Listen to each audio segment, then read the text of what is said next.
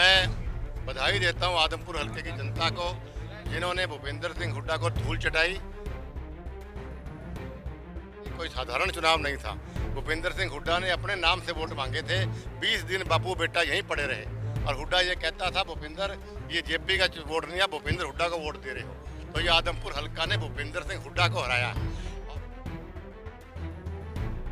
कि जो हरियाणा का पप्पू जिसे दीपेंद्र हुड्डा कहते हैं, उसकी राड़ निकालने के लिए, मरोड़ निकालने के लिए भी मैं आदमपुर हल्के जनता को बधाई देता हूं। आदमपुर उपचुनाव में अपना गढ़ बचाने में कामयाब रहे भाजपा नेता कुलदीप बिश्नोई हुड्डा पिता पुत्र पर जमकर भड़के। बेटे भव्य बिश्नोई की जीत से गदगद कुलदीप बिश्नोई जब मीडिया से बातचीत करने पहुंचे तो सबसे पहले उन्होंने आदमपुर की जनता का धन्यवाद किया और उसके बाद पूर्व सीएम भूपेंद्र सिंह हुड्डा और दीपेंद्र हुड्डा पर करारा हमला बोला।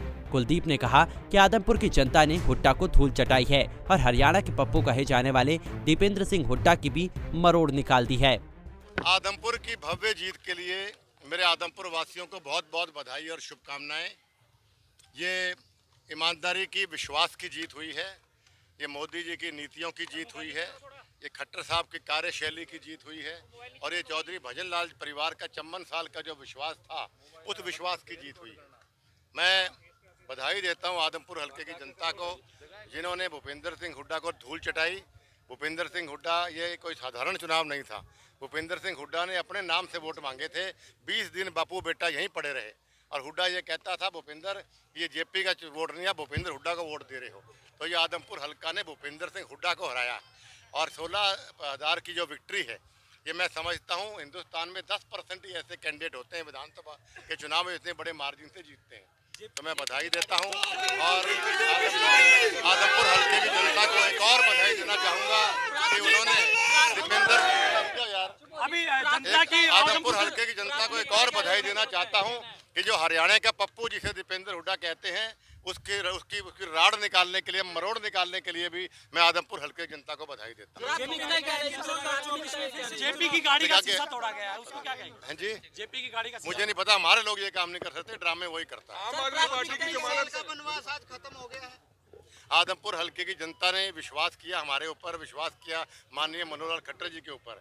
अब ये बनवास खत्म होकर विकास की गंगा बहाना हमारी खट्टर साहब की प्राथमिकता है।